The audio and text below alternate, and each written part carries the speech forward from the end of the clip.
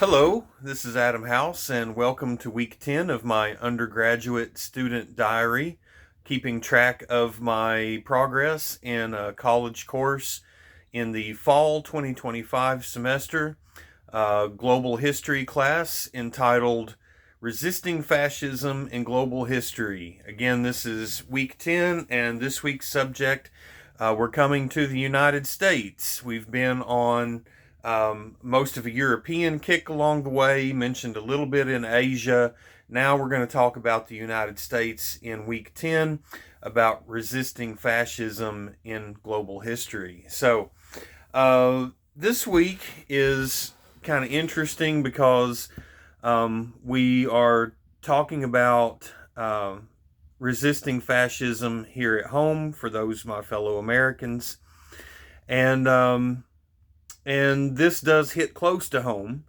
I want to reiterate one of the reasons that I have decided to make this diary public is because I do think that that this is a timely topic of conversation, and even though this diary is meant more for my own benefit as a student trying to organize my own thoughts and reflect on the things that I'm covering in the material for my Resisting Fascism in History class, um, I at least want to give other people the opportunity to kind of hear some of that material, hear some of my thoughts as I'm reflecting on it, and maybe spark some of your own intellectual interest in this topic, and maybe even maybe you'll even learn something along the way. And if you consider yourself an opponent of fascism, someone who wants to stand up to fascism whenever and wherever you might see it, then maybe you'll learn something about how to do that and or how to do that more effectively. So, all right, so let's get into this. Today, I have a list of books. Now, I'm going to tell you up front, I have not read all of these books, and,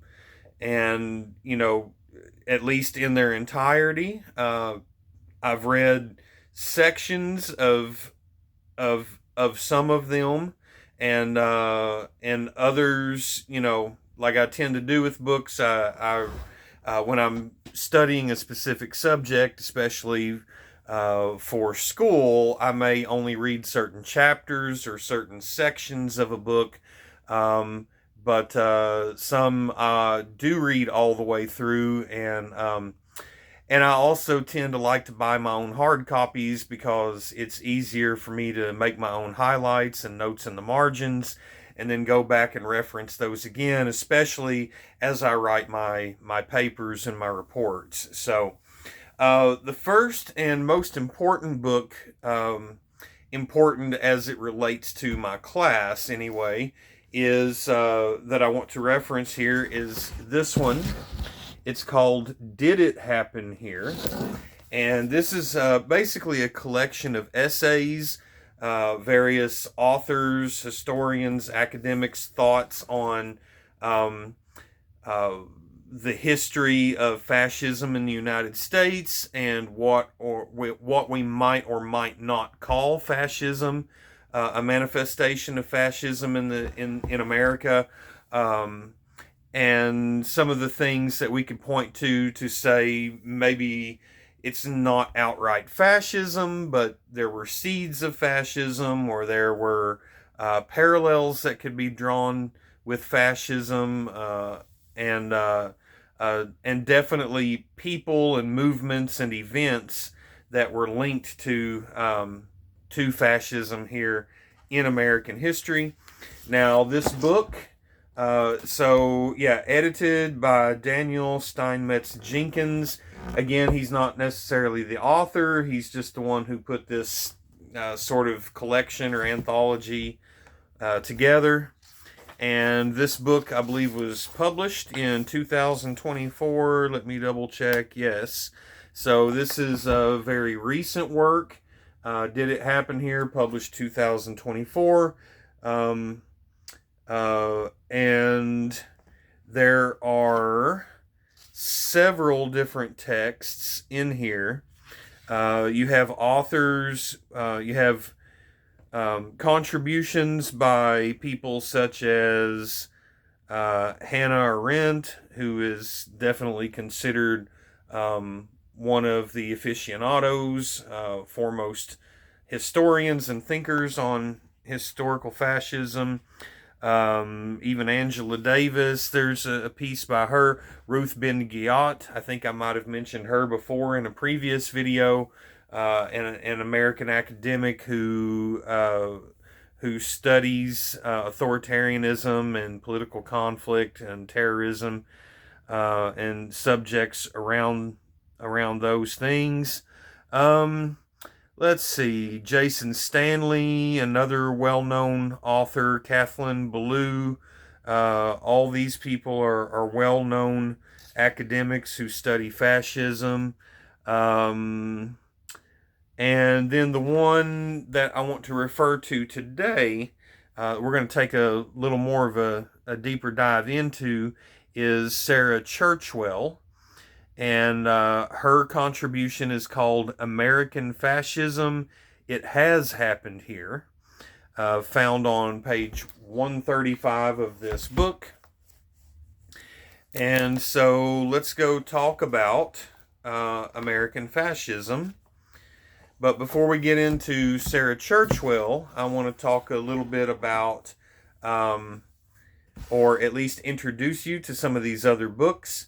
The other text that we leaned heavily on for the purposes of our class this last week is this one called Hitler in Los Angeles by Stephen J. Ross. Let's see, this one was published, it's a little bit older. I believe this one was what year?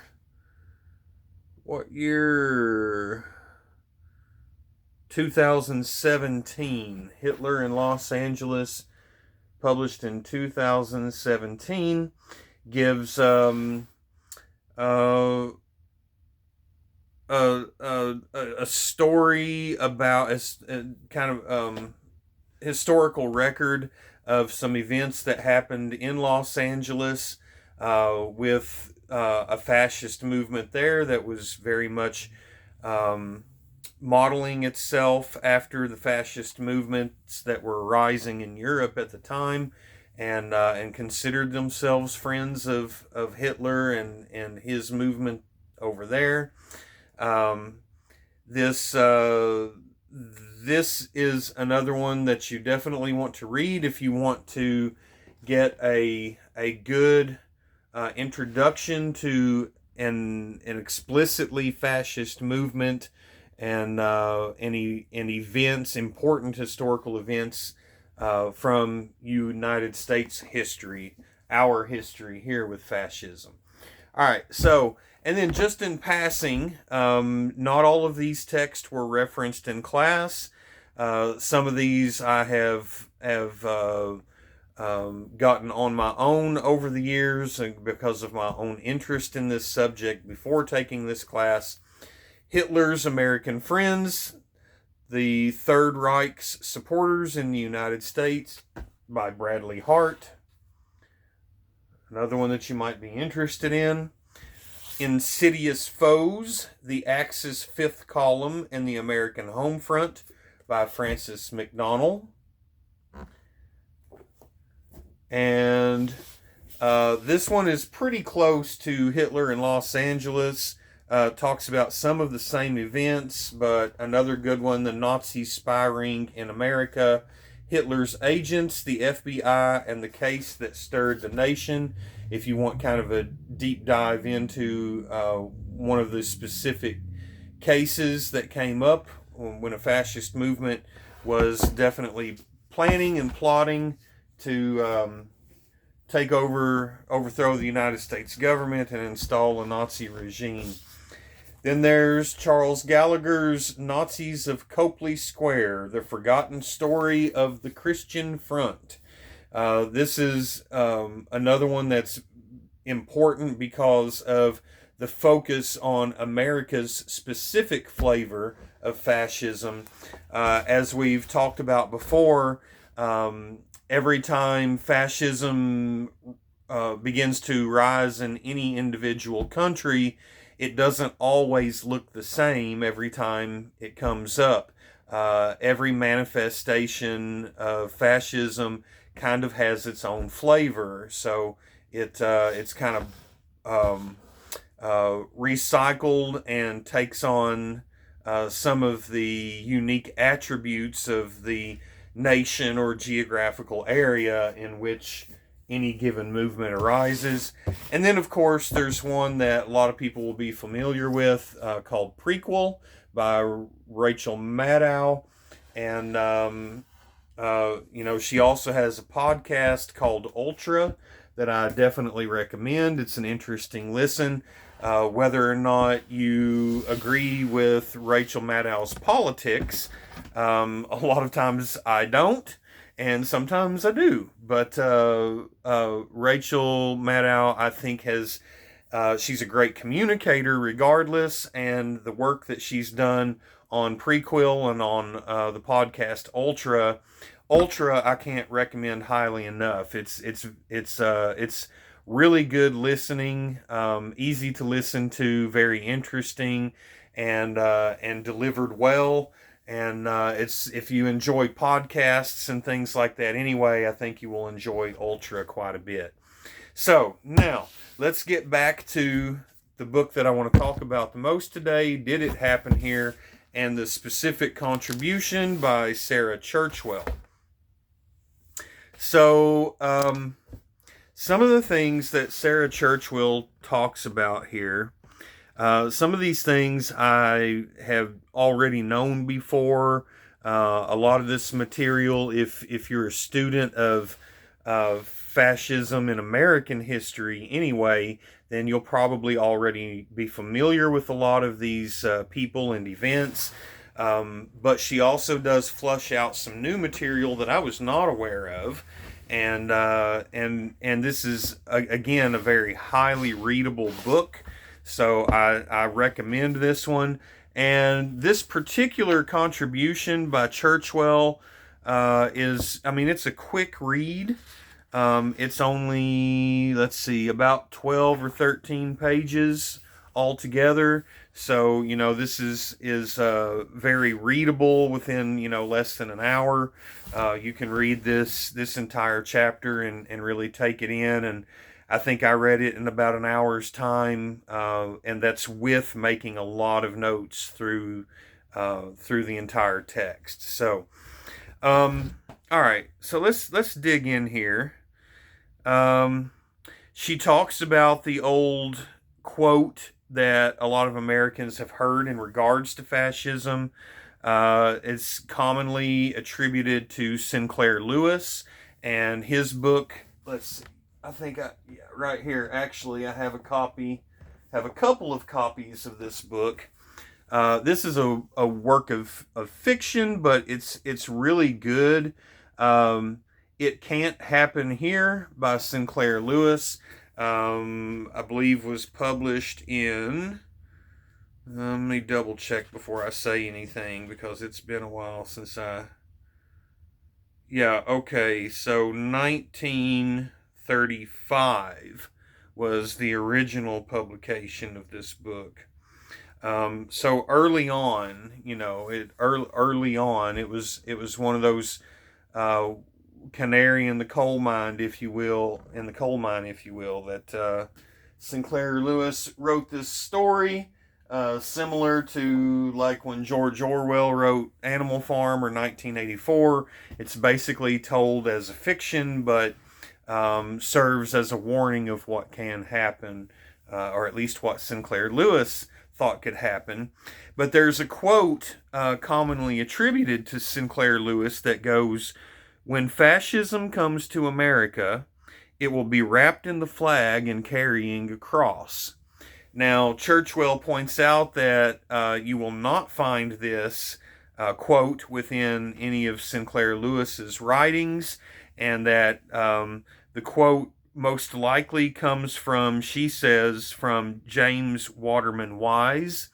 But even if it was from James Wise, it is still not a direct quote, or it's rather probably paraphrasing a few things that James Wise had said. Um, James Wise had said let's see, fascism might emerge from patriotic orders such as the American Legion and the Daughters of the American Revolution. It may come to us wrapped in the American flag or a Hearst newspaper, or wrapped up in the American flag and heralded as a plea for liberty and preservation of the Constitution. So, one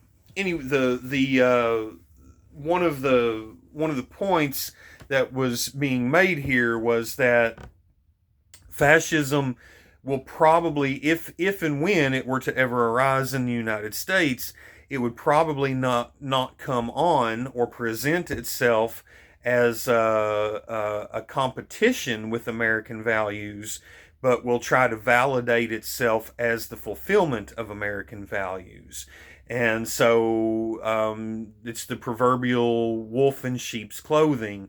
It decides to Fascism will typically try to slide in under the radar and clothe itself in the rhetoric and ideas that a nation state already holds dear, and so it will just be a perversion of that. It will be a version of that is not really true to form, but that is trying to claim the mantle of true Americanism for itself. And okay, so moving on, there's a lot here. So talking about fascism takes on the local flavor in each of its own manifestations. Each version of fascism must have its own local identity, Churchwell says. She points out that fascist movements are marked by opportunism as opposed to ideology, even, and that there's a willingness to say almost anything to get into power, rendering definitions of fascism even more difficult to try to pin down. And we've talked about this from the very beginning in week one, that the term fascism and the whatever fascism is has always been difficult for people to define, kind of like nailing the proverbial jello to the wall. Just when you think you might have boiled fascism down to a perfect definition, something comes along that is, pretty well observed as fascism, but maybe doesn't fit the mold that most people have come to ascribe to fascism. All right, but she does go on to give us a good characterization of fascism, common themes that emerge across many and or all of its forms throughout history. And so I just want to read part of this short paragraph that Robert Paxton said that fascism is as fascism does. That there is a nostalgia for a purer, mythic, often rural past, cults of tradition and cultural regeneration, paramilitary groups, the delegitimizing of political opponents and demonization of critics, the universalizing of some groups as authentically national while dehumanizing all other groups, hostility to intellectualism and attacks on the free press, anti-modernism, fetishized patriarchal masculinity, and a distressed sense of victimhood and collective grievance.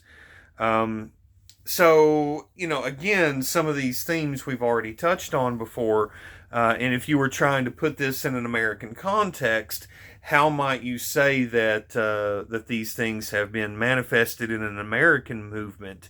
Some of these things just ring so familiar, and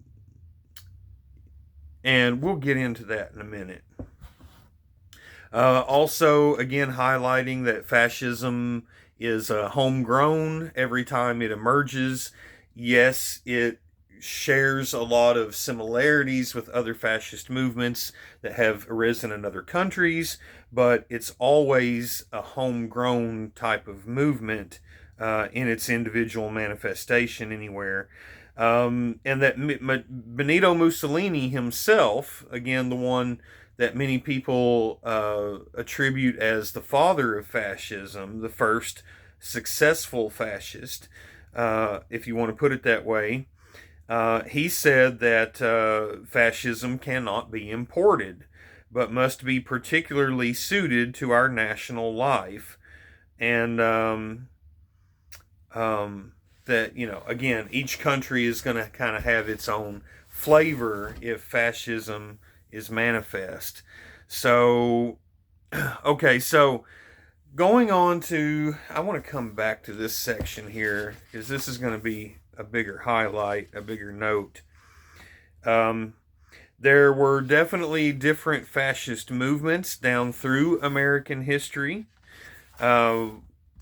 And let's talk about, let's talk about the seeds of fascism, the potential seeds of fascism, what may or may not have been fascism in American history. And, even some historians have argued that the seeds of fascism actually began in the United States. That it was not necessarily original with Benito Mussolini, although, again, he is accredited as the father of fascism. He was certainly the first one to capture the government of a nation in the name of fascism.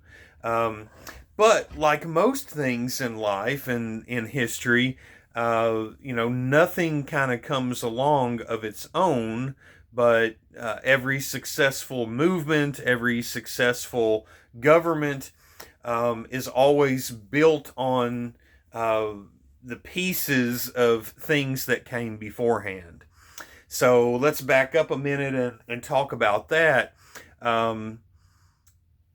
It's difficult to see that Adolf Hitler would have ever come to power as he did over Nazi Germany had he not had Benito Mussolini to look at for inspiration. Mussolini's Black Shirts movement, his Fascista movement, was successful in Italy long before Hitler was successful in Germany. And the historical record definitely records that Hitler did look to Mussolini for a lot of his inspiration. That's just common knowledge in history.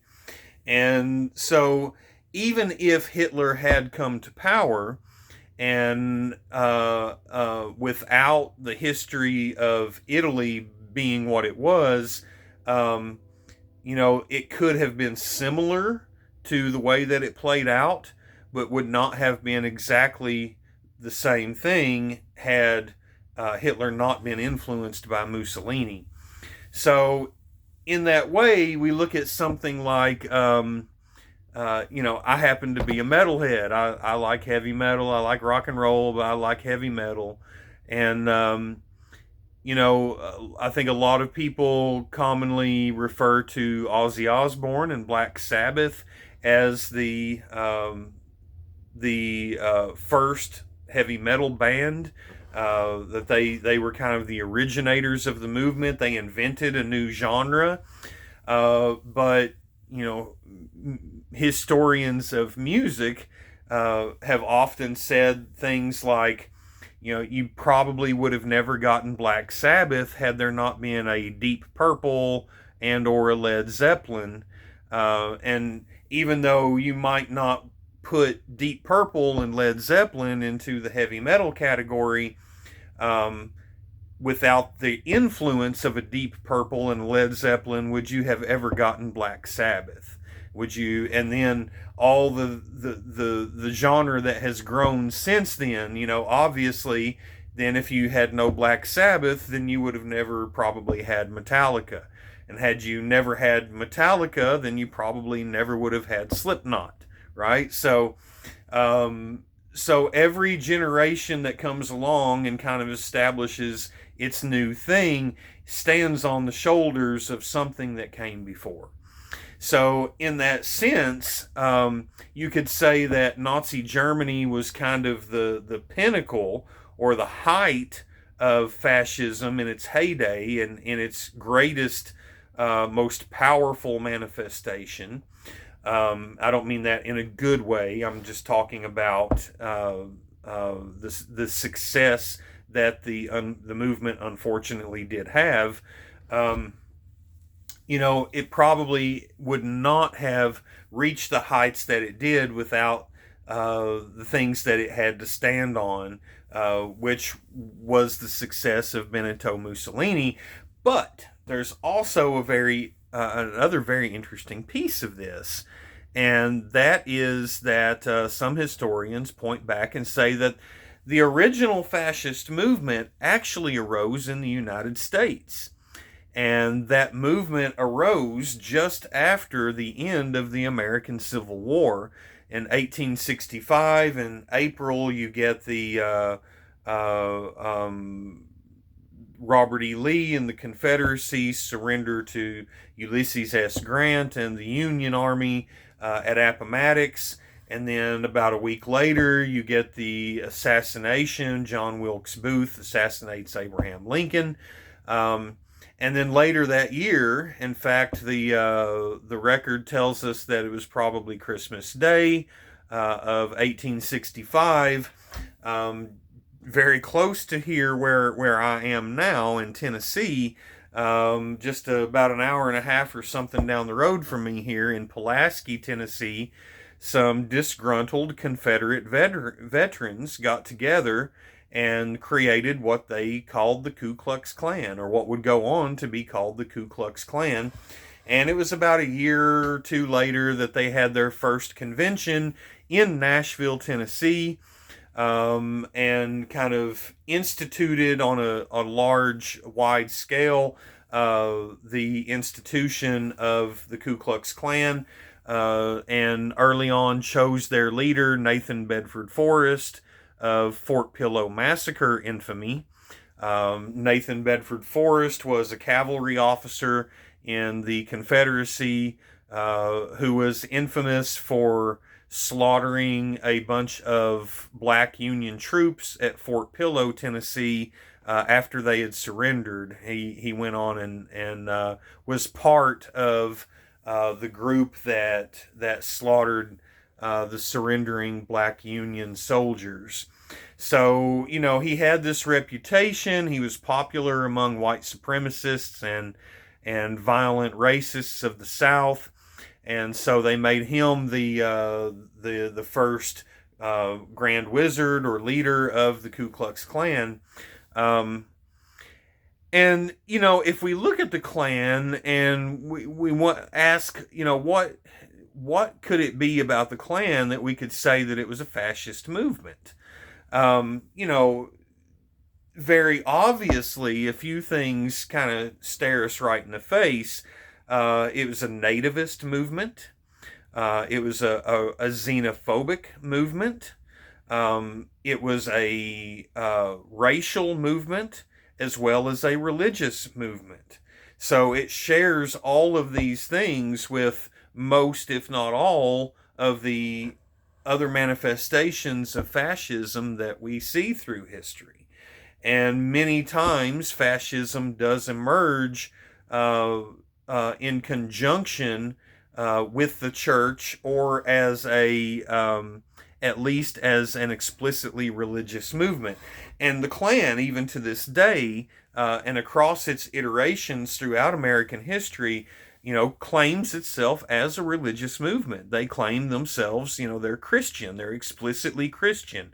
They use Christian language. They use Christian imagery. They burn the crosses. They do.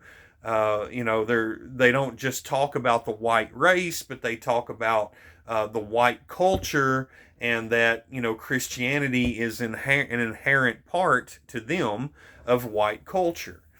So they want to preserve both whiteness as well as white Anglo-Saxon Protestant culture, or at least a bigger tent Christian culture. Um, so what else does the Klan have in common with fascism? You know, the Klan, while we typically think of fascist movements as often having a strong element of a cult of personality, that there tends to be some central leader. It's an autocratic movement that tends to have some central leader that they are trying to elevate into the office of some sort of a dictatorship, or at least an autocratic style of leadership. Uh, the Klan never really had any one individual person like that they necessarily wanted to set up as the leader of a legitimate government. Um, but they did very much have the other elements of a fascist movement, in that they were playing both sides of the political fence. Um, you know, Benito Mussolini did this in Italy. On one side of the fence, he was trying to play politics and, have people running for office and take over political power under legitimate means.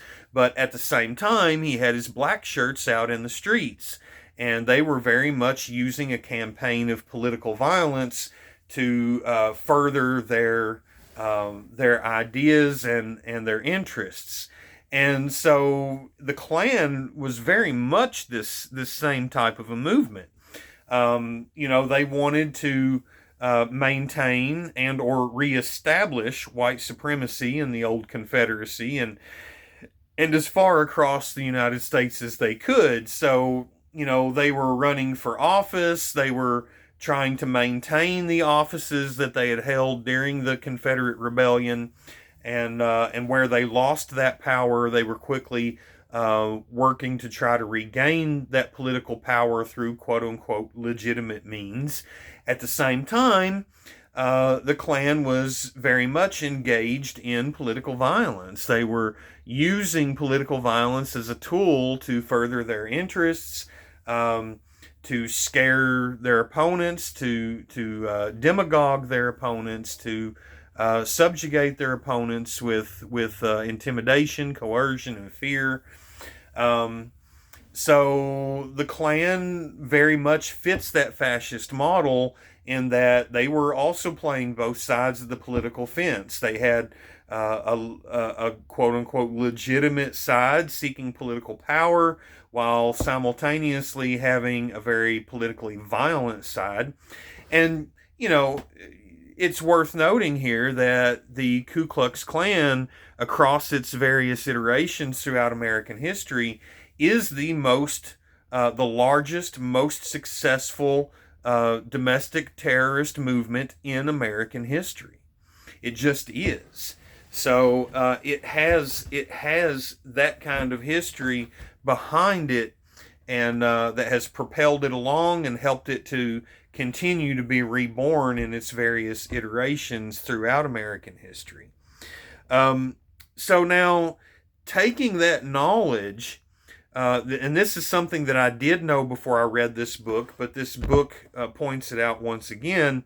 On page 138, Churchwell says that the Nazis themselves saw a clear kinship with the Nazis in Germany during the 1930s. She says, recent histories have demonstrated that Hitler systematically relied upon American race laws in designing the Nuremberg laws, while the Third Reich also actively sought supporters in the Jim Crow South, although the political leadership of the White South largely did not return the favor. But the correspondence between the two systems were perfectly evident at the time on both sides of the Atlantic Ocean. A Nazi consul general in California even tried to purchase the Klan with the idea of plotting an American putsch, or coup d'etat.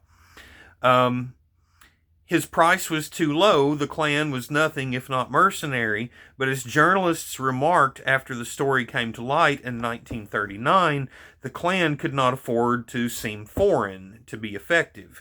Its nativist agenda had to be pursued in the name of Americanism. So again, you're talking about a fascist movement that it's a nativist movement. It doesn't want to be seen as being a puppet government of a foreign government or a foreign country or a foreign movement, and they, definitely have their own American flavor. Langston Hughes said that fascism is what the Ku Klux Klan will be when it combines with the Liberty League and starts using machine guns and airplanes instead of a few yards of rope. So, in American history, there have been many people who have noted this similarity and the connections, the actual connections that were there between these movements across the ocean. And, I find it interesting that, the historical connections now, we know that Hitler did look at Jim Crow laws in the post-Reconstruction South, the old Confederacy. He looked at Jim Crow to help him write the Nuremberg laws that were used to subjugate the Jewish population in Germany and wider Europe.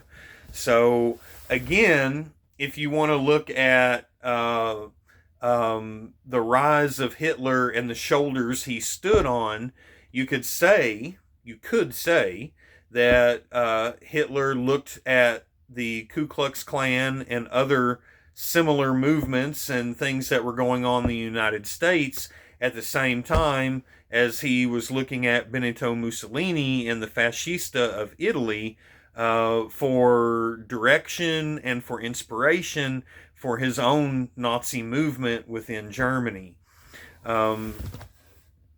Let's see. Yeah, the Fascista might be known as the Ku Klux Klan, and the Klan is the Fascista of America. So there were also people who were drawing similarities between what Mussolini was doing in Italy and the Ku Klux Klan here in the United States.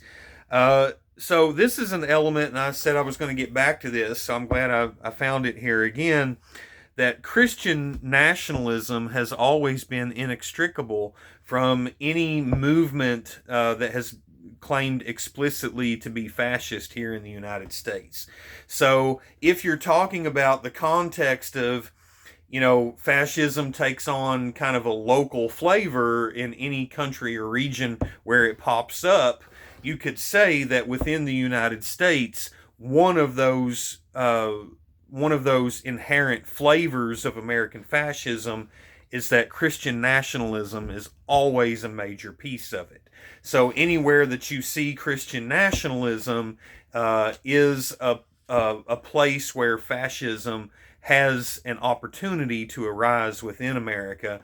And we all know across American history, Christian nationalism has always been alive, and it's threatened our Constitution, our country, our freedoms, our rights, and our liberties many times over.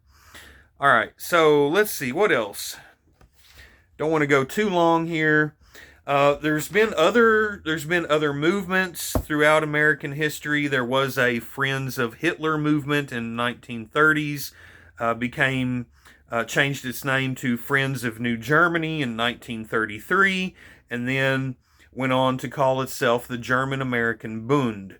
And there was a man by the name of Fritz Kuhn, who was head of the Bund and was the keynote speaker for a mass demonstration of true Americanism as it was billed at Madison Square Garden in 1939. And they don't reference it here, but off the top of my head, I think the documentary is called A Night at the Garden. You could Google that, look it up. It's a short video. from a few clips that were found of that 1939 Nazi rally at Madison Square Garden, where thousands of people converged on the garden and listened to this program, including keynote speaker Fritz Kuhn, who considered himself the American Hitler and wanted to be very much the same thing in America that Hitler had become in Germany, and we're working towards it. You know, we're raising money, recruiting members, and growing, and again, they were not presenting themselves as opponents to Americanism or the American country or ideal or history of what we think of America as, but they were very much trying to combine the Nazi ideology and message with Americanism and try to make it look like the one and same thing. And so you will see, if you go and you look up this video, which is very much worth watching. I think it's only about 4 or 5 minutes long, is all the footage that they were able to find of this rally.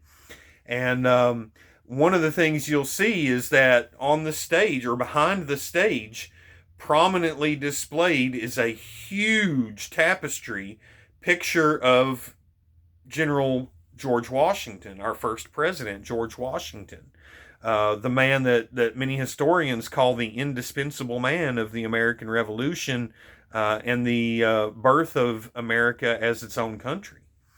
And he's flanked on either side by these other big banners that display swastikas. So you've got George Washington with swastikas, and this is being called a pro-American rally and a production of the German-American Bund, and they were throwing the Roman salutes, you know, doing what some people call the Hitler salute, and they were dressed much like the Nazis were back in those days for the production.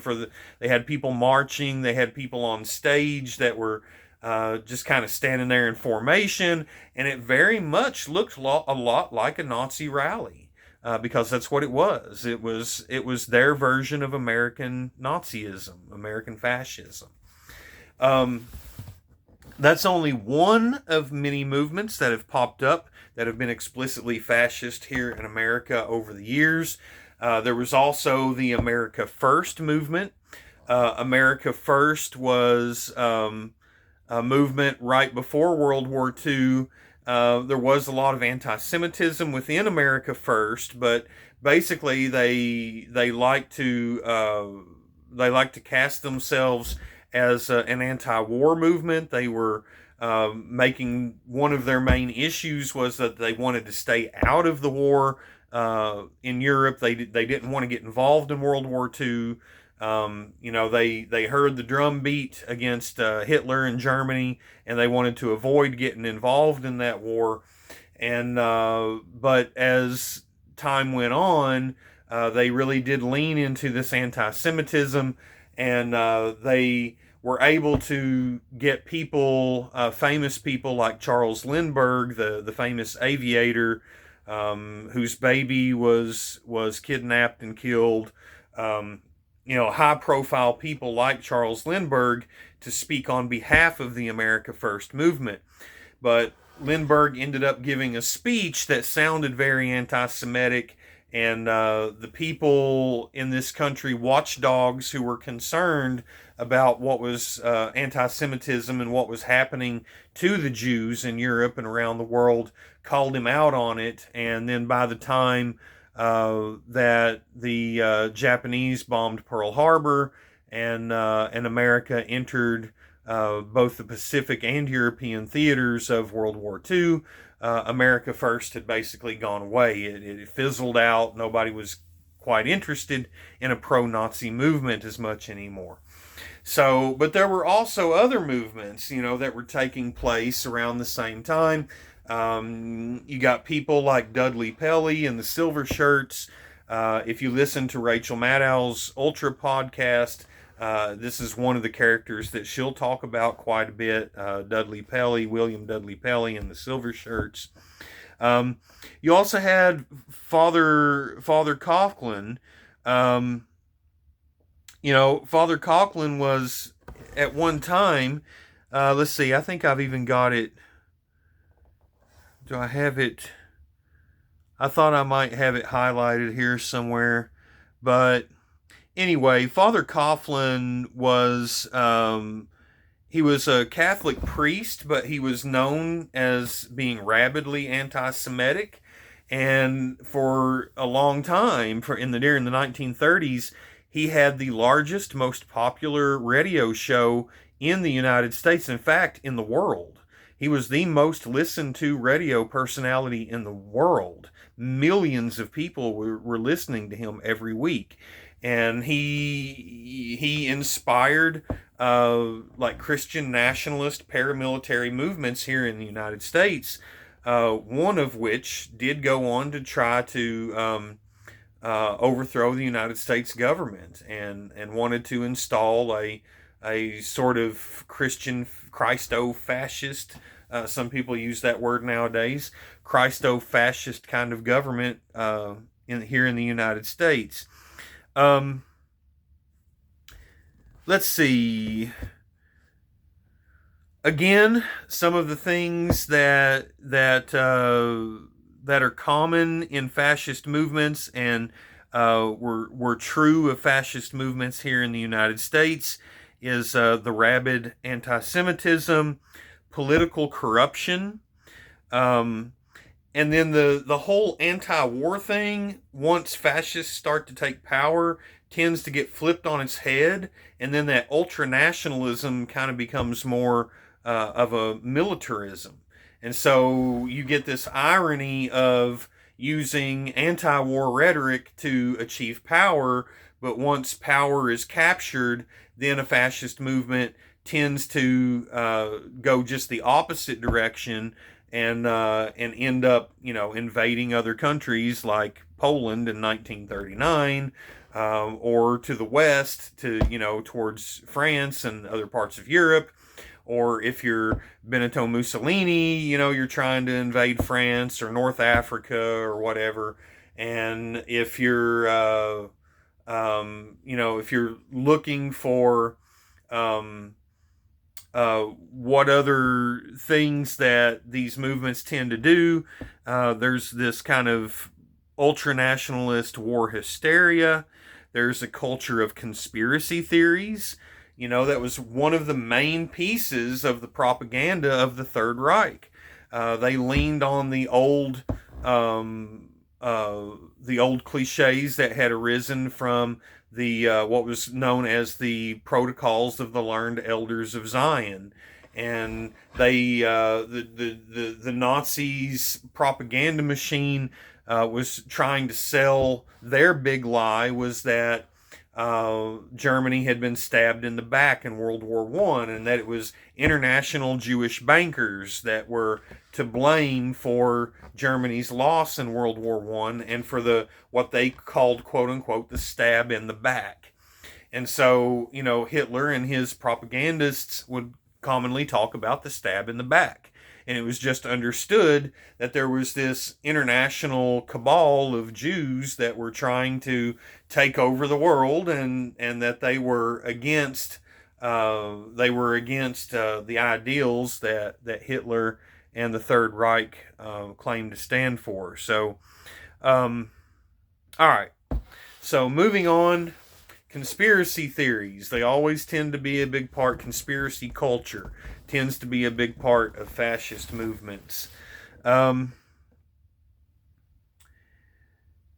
again, talking about, here's a quote that says, when and if fascism comes to America, it will not be labeled made in Germany. It will not be marked with a swastika. It will not even be called fascism. It will be called, of course, Americanism. So putting another highlight on that point. Let's see. FDR's vice president, so Franklin Roosevelt's vice president, Henry Wallace, once issued a warning saying American fascism will not be really dangerous, he wrote in the New York Times in 1944, until there is a purposeful coalition among the cartelists, the deliberate poisoners of public information, and those who stand for the KKK type of demagoguery.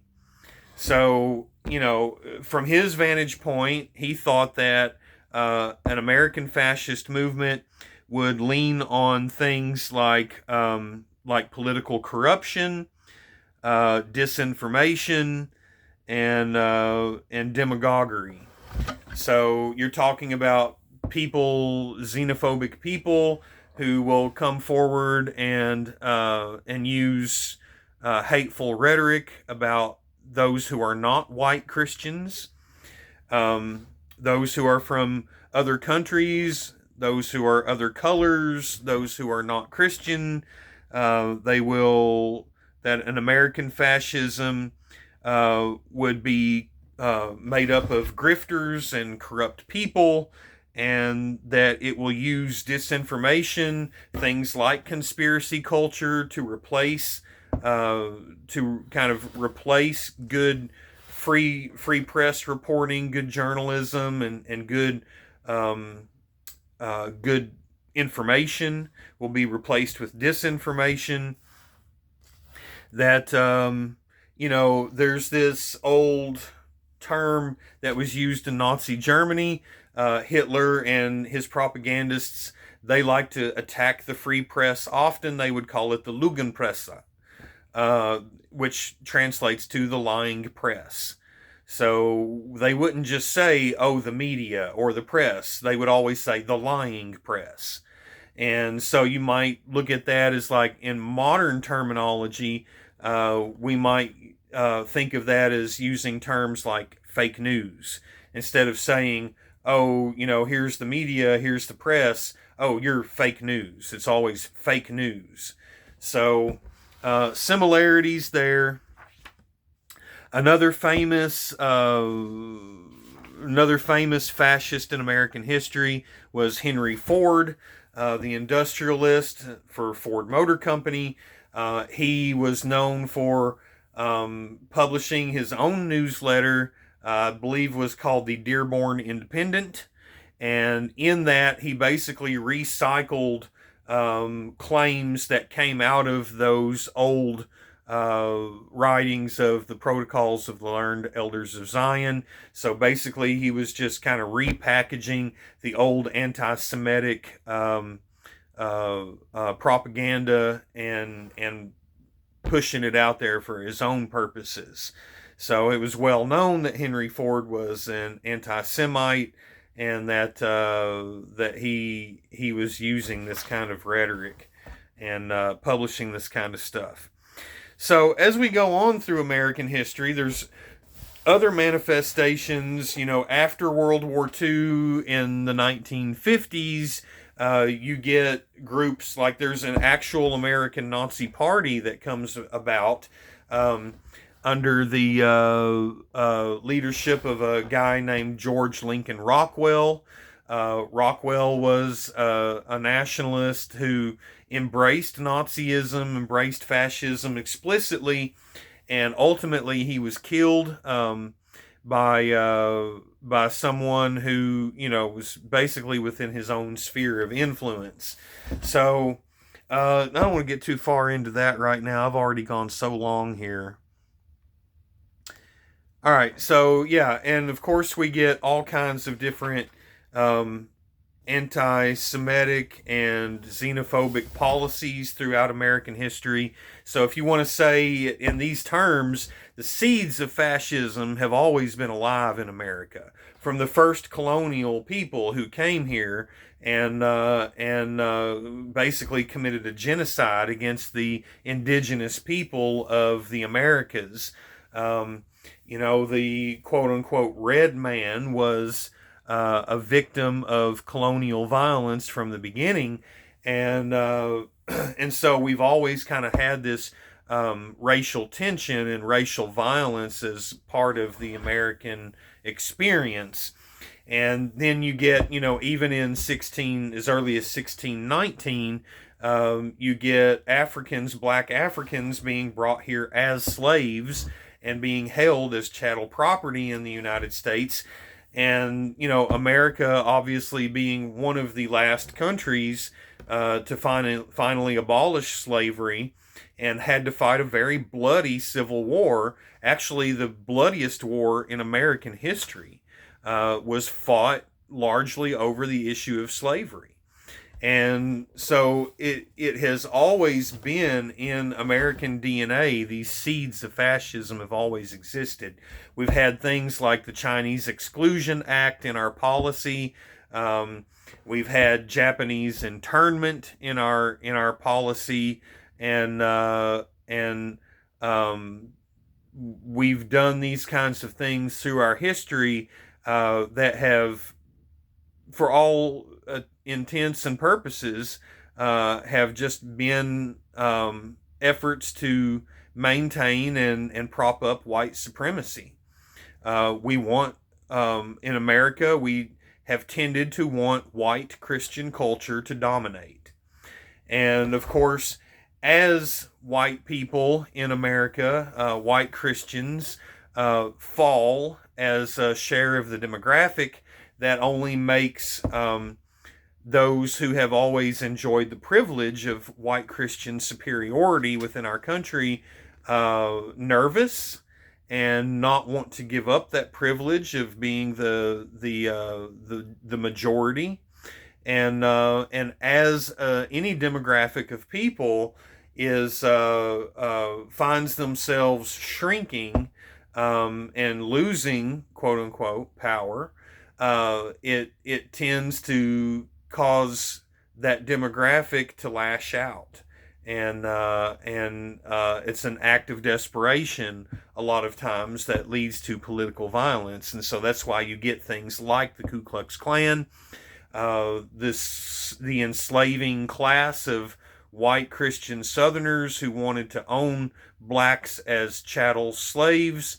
After the war, they lash out. They lash out when they secede from the Union and become the Confederacy, but then after the war, they lash out by becoming the Klan. And then after the Klan is put down and Reconstruction is ended, then they lash out through Jim Crow laws.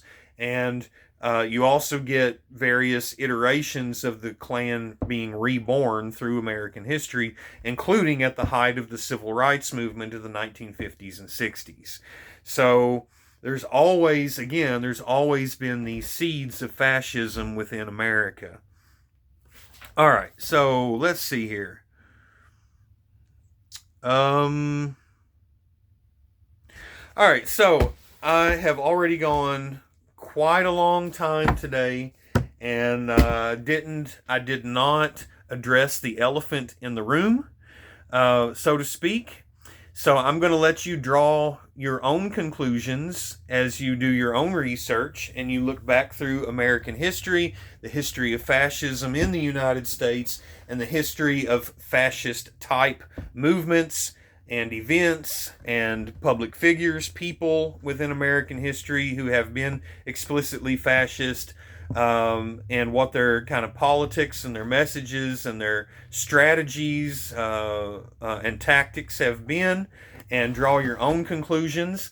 And I will go back to one of the things I did in early videos and end this video with a question. The question this time being, do you believe that Donald J. Trump is a fascist? Draw your own conclusions. And with that said, I can tell you what I think. Fuck Trump. Fuck ICE.